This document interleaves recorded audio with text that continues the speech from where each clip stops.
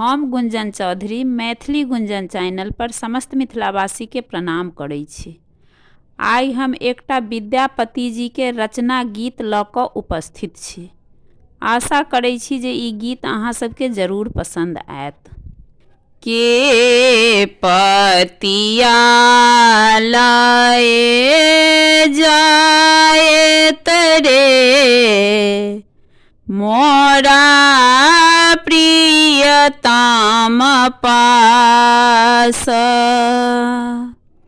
हिया नाही सहाय असह दुख रे, भेला साओन मास,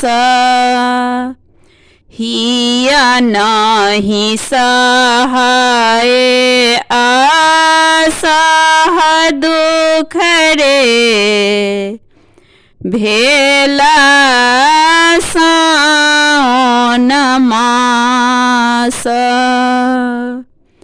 एक सरी भवाना पिया बिनु रे, मोहि रहलो न जाए, सखी आन कर दुख दारुण रे, जग के पतियाए, सखी आन कर दुख दारुण रे, जग के पतियाए।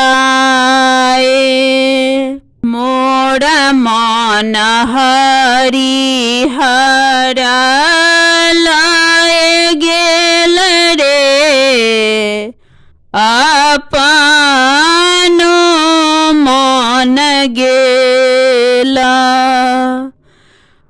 गोकुल तेजी मधुपुर बसरे, कौन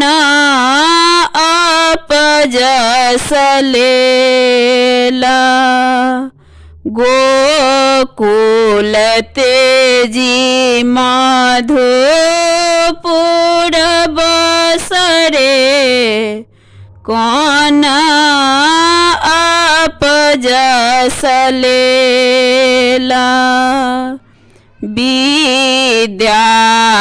विद्यापति कवि गाओल रे, धानी धरु मन आस, आओ तोरा मन भावन रे, एही कार्तिक मास, आओ तोरा मन भावन रे, एही कार्तिक मास, के पतिया लाए जाए तरे, मोरा प्रियतम पास।